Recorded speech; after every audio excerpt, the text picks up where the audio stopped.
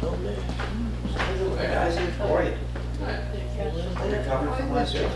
So you come in the Obviously, front Kathy and Eleanor. and the security from guard the study buzzes you class in attending and note into taking. the lobby. All that. Who's, this one mic, that mic's not on. It's that one. I'm sorry. So, that's, I didn't go that many times. I did a lot of them. Plus I played golf on Thursday. It's like 65 degrees out. I thought it was pretty cool as I was sitting next to Debbie at dinner. It's just for And she guests emailed me with and service now people. moving her hands. As I'm sitting next to her, I get a spam email from her to change her direct deposit information. As she's sitting right next to me. And not even like I got it earlier in the day, I got it Good to go. Right. while she's sitting there. You good? Yeah, he's finished it up. Now we just need him. So I drove home with Kathy and my wife. I had breakfast with her. And she was just about ready to, you know. And I was just sitting on there. Kathy got me. So, all set? Yeah. And we're up to, the manager's All report. right, so we go to the agenda, please.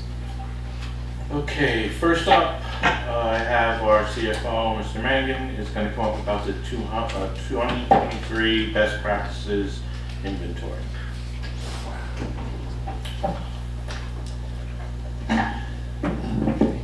Thanks, Wade.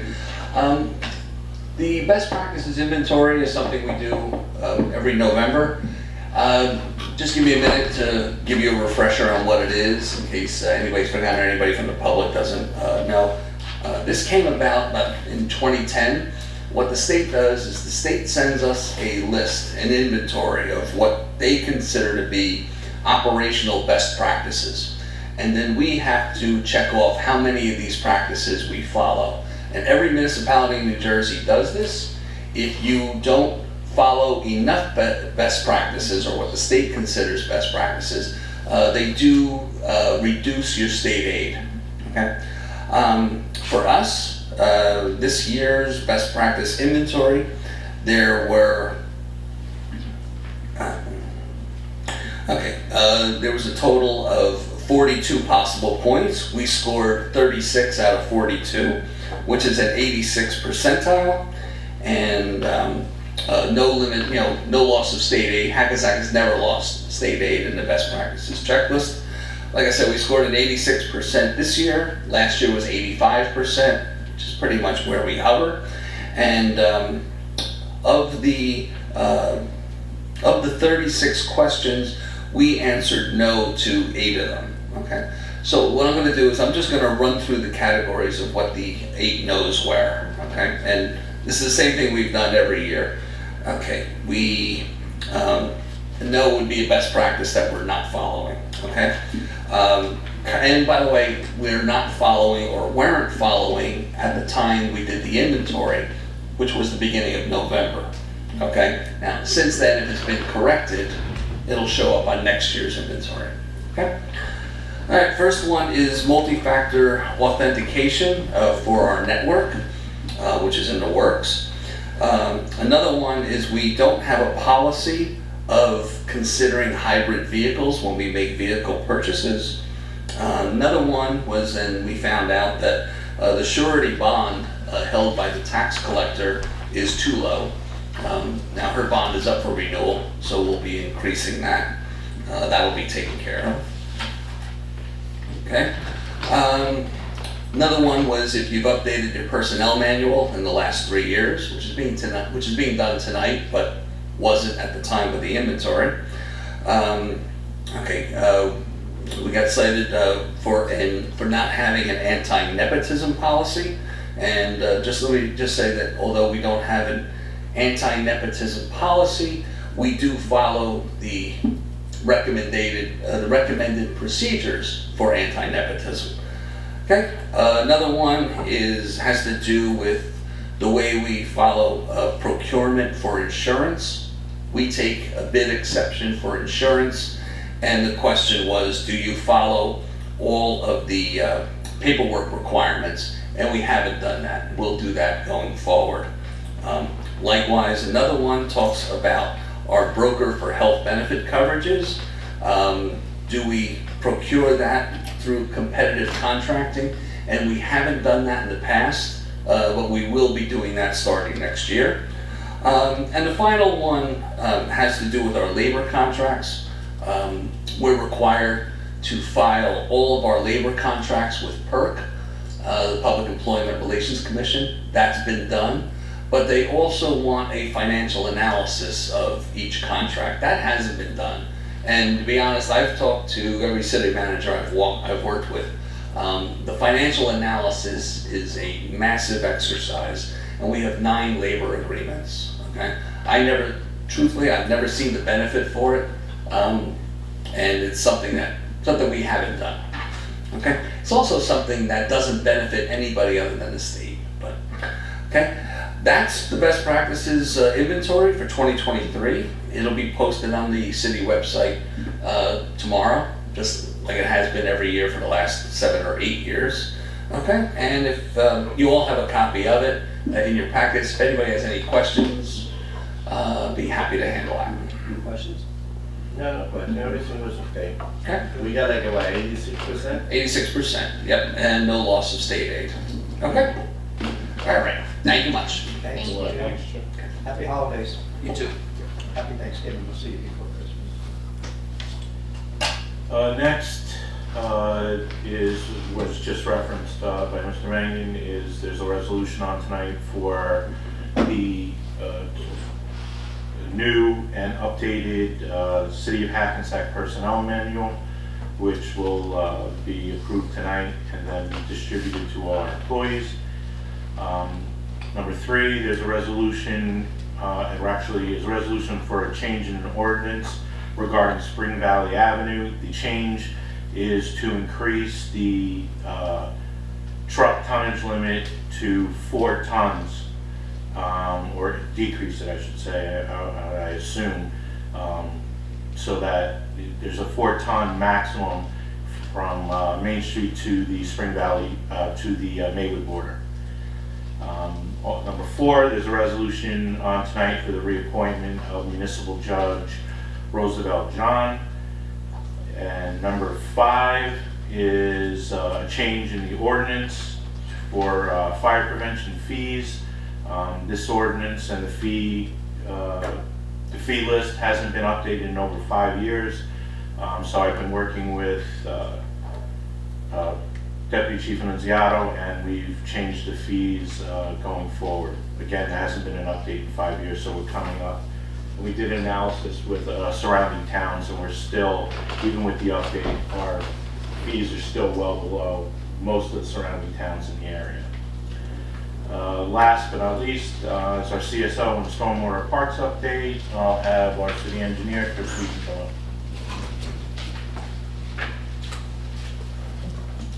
Everybody?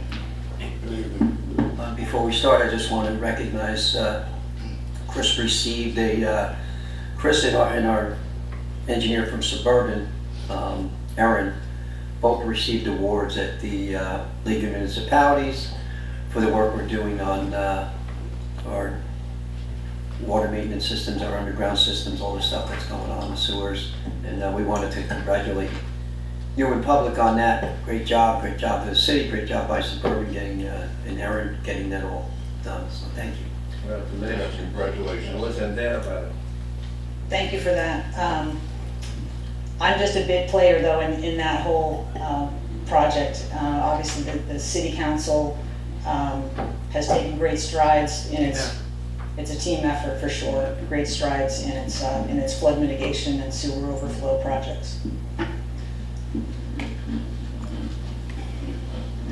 Just a quick update of our major projects overview. The City Hall roofs, again, the ones that are shaded a little darker, have been updated since last time. The City Hall roofs are basically complete. It's just that we're waiting for the skylights and scuppers to arrive, and that work should be done by next month.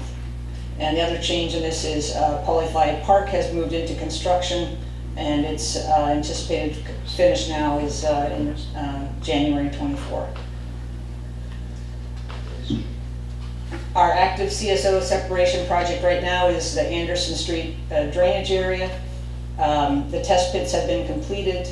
We have had excellent coordination with PSE&G and Veolia in terms of utility relocations. There's a lot that needs to go on there, and it is rather complicated.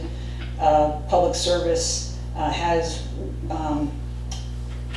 made accommodations for the city to do more quickly or to advance their plans for service changes that they had in the works for next year. So they're going to be moving some of that work earlier in their program, and that work for PSE&G is supposed to start next week. And we are actively underway as well with the sewer separation. It started on Stanley the beginning of this week. The Voorhees Lane Pump Station, we are still working on the change order for this project. We do have costs that need to be reviewed, and as soon as we're through reviewing that, we will proceed with the completion of the Voorhees Lane Pump Station. The flood mitigation project for the southern area of the city, we're about 83% complete. As we've discussed, there's been some discrepancies in the pipe network that have slowed our progress, but we do expect that project will be finishing up next month in December. Our parks projects, Carver Park is back under construction after we conducted some tree removal, and the electric is being installed this week. The slab, the post-tension concrete slab of the courts is going to begin next week. For Johnson Park Sports Facility, we're still undergoing soils compaction, and we're actively completing the bid documents for the field house construction, and as well as the administration building.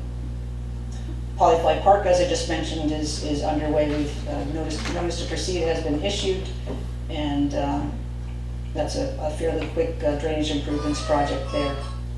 Fashini Park, the final selections for the products have been made, and we're wrapping up design there. We expect this project to be the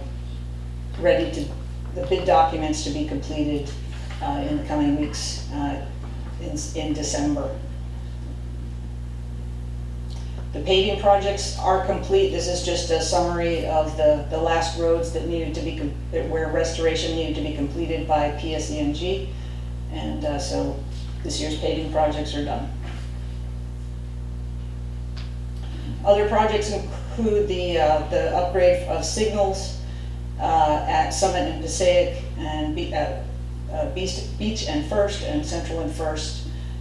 This project is going to be delayed as the signals are about over a 6-month delay for the black powder coated signals that are standard for the city. I have a question on that, Chris. The Summit Passaic, for instance, I can see the old lights are still there, so we're waiting on the new powder coated black ones, correct? Correct. Are they going to have walk signals on them? Yes, they will. Both ways? Yes. Yes.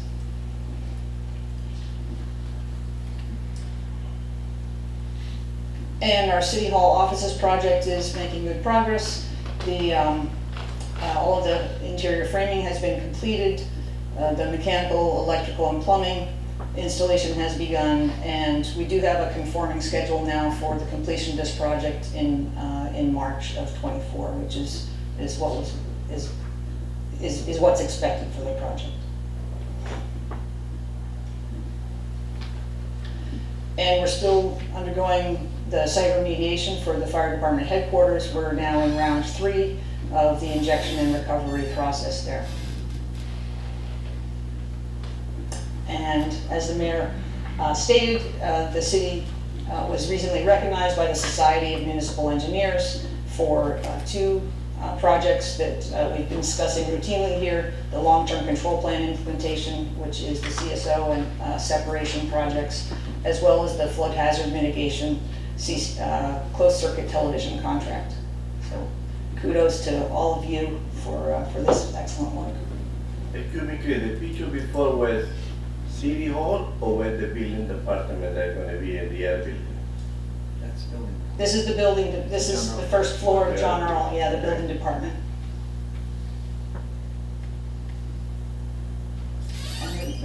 And the other request from me, is if we can get an update print of the street that have been paving in the last 2 years, added to the print that we got before. Sure. Ryan had it. Yeah, we've been discussing that with Neglia in With planning the for, colors and the name of the streets on the bottom. yes, we'll get you that And update. that way we can show the residents, this is what we're doing. If you get a chance, you probably forgot, Burn Street. See if you come up with an answer for the reasoning for the way they did the crosswalks. The crosswalks, I did get an answer on that. It's the county does not do the ladder, or historically has not done the ladder painting on the crosswalks. Yeah, but it's not a county road, Burn Street. Burn Street's not a county, it's a small road. Is it an intersection with, The intersection with Passaic. Yeah, but Passaic is done. It's, what is it? Anderson? Was it Yeah. just 2 lines, Mayor? Well, it starts at, the first one, which is Lookout, or no, Hamilton. I guess it's Hamilton, right? Has 4 crosswalks for the intersection, which is a normal intersection. The next one has 3 for an intersection. And then the next one, going into the Circle Road, has 2. So you have an intersection with 4, which is the normal, so you can cross any way. Then you have 3, which is weird. And then you have 2, so you literally, if you're on one side of the street, you couldn't cross over. I guess I misunderstood the question. You're saying that there's not always 4 crosswalks. Every intersection should have 4 crosswalks. There's cut curves on all 4 things. But the crosswalk doesn't, was never put in. Do they have 88 curves there, do Yeah, there's only one that's, it's a ramp, but it doesn't have the, what do you call it? It's ADA. Yeah. So you've got one that's correct, one that has 3 crosswalks, one that has 2 crosswalks. It's possible that Baffles me. there may have been decisions made based on site distances or some other factors. We can check into that. Especially the one with 2, because when you think about it, you can't, so if you're on this corner, And that you wanna corner, go- you gotta get to that corner. you so gotta gotta go. walk without a crosswalk to get to a crosswalk.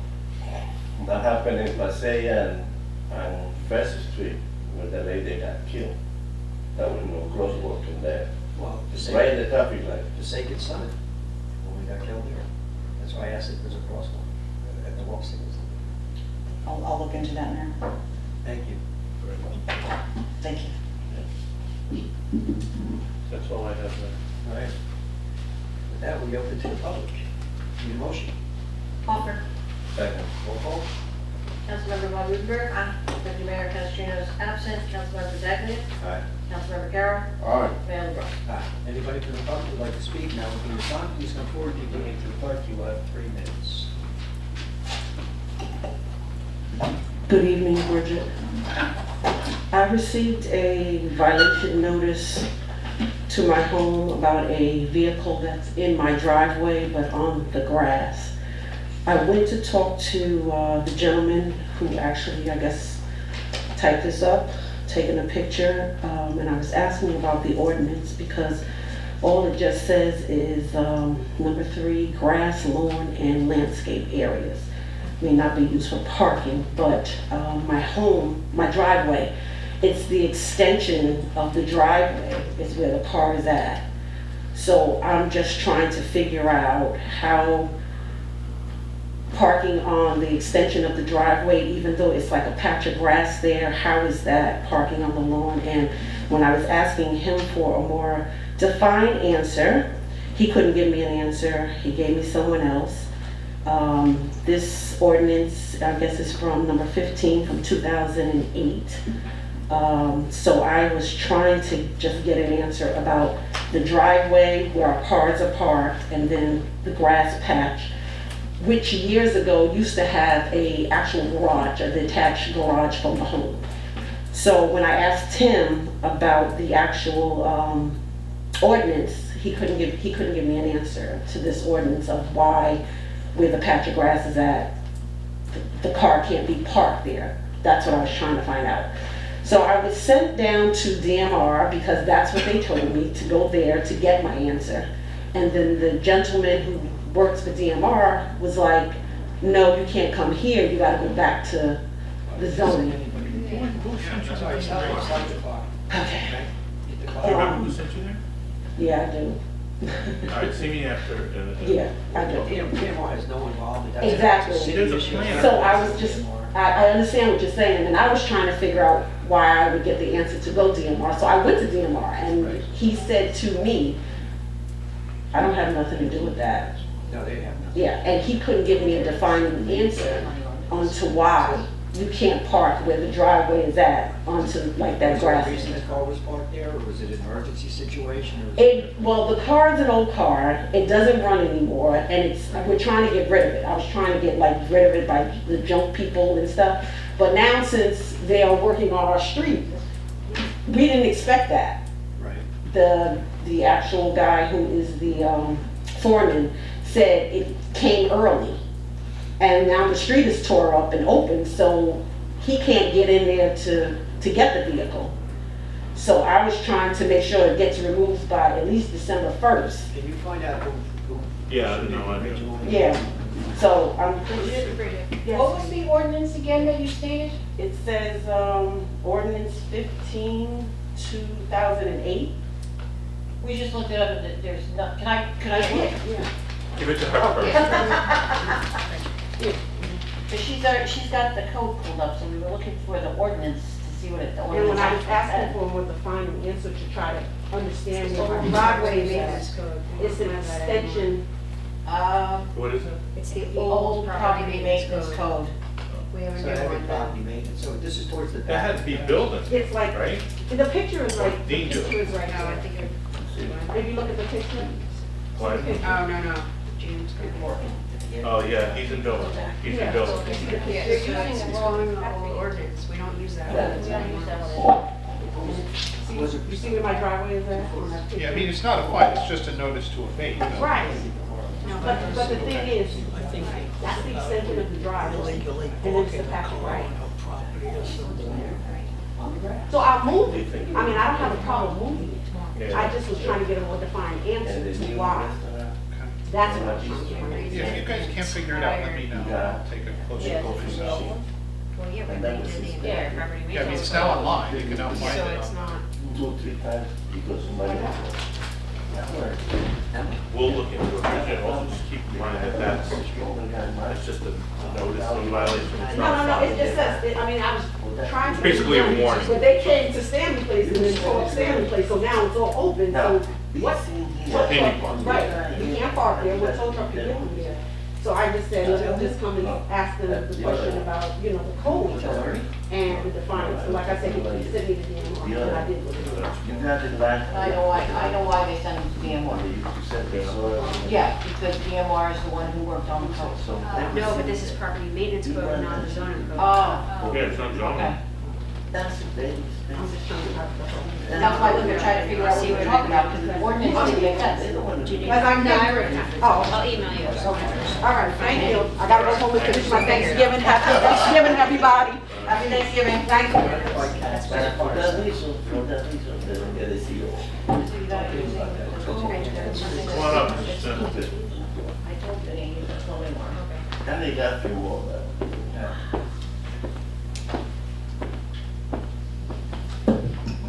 Good evening, Marty Smith, Prospect Avenue. Our advisory board would like to recommend that the current pedestrian crossing signs that we have on Prospect Avenue at the crosswalks at Berry Street and Golf Place be replaced with flashing pedestrian signs such as we have on Prospect at Thompson Street, which is by the hospital. This type of sign is much more visible, particularly at night. And several years ago, we had requested an upgrade on lighting from public service, and we never got that upgrade of sufficient lighting. So this would make these intersections much safer. And since we have received a grant of $400 and some odd thousand, and when I asked the question a couple of months ago to Mr. Grosso, how much of that has been spent, he said none. So I think that grant money would easily cover the cost of replacing these 4 signs for north and southbound traffic at those locations. Whether the grant covers it or not, I believe. I'm the one who got the Thompson signs put in. I'm a big advocate of the blinking pedestrian signs. I think they really stand out and bring attention that there's a pedestrian crossing there. And with that said, I don't care where Vinny gets the money. I think we should go ahead and get it. Sometimes you gotta realize, sometimes grant money is designated only for certain things and may not include signage. So I can't answer that question. You'd have to find out. And I've had this for you for the last 2 months, but you weren't here. I was on vacation. That's good for you. That's good, I'm glad you did. But I had this for you, this is Prospect and Atlantic. Okay. All right, this is the most recent update. Okay? You're welcome. Thank you. Just remember, government works slow. Very slow. And that's it from the public. Anyone else in the public? If not, motion to close. Offer. All in favor? Aye. There's none opposed. Okay, with that, we'll be going, we'll be back at 8 o'clock. Yeah, right, We April. need, 12 minutes. we need to close the executive. I need a motion to, Might as well do there's it. no discussion on litigation. No, we didn't talk about it. No, So, motion to close the executive session. Parker? Second. All in favor? Aye. Opposed? And motion to close the House of the Hall. Parker? Second. All in favor? Aye.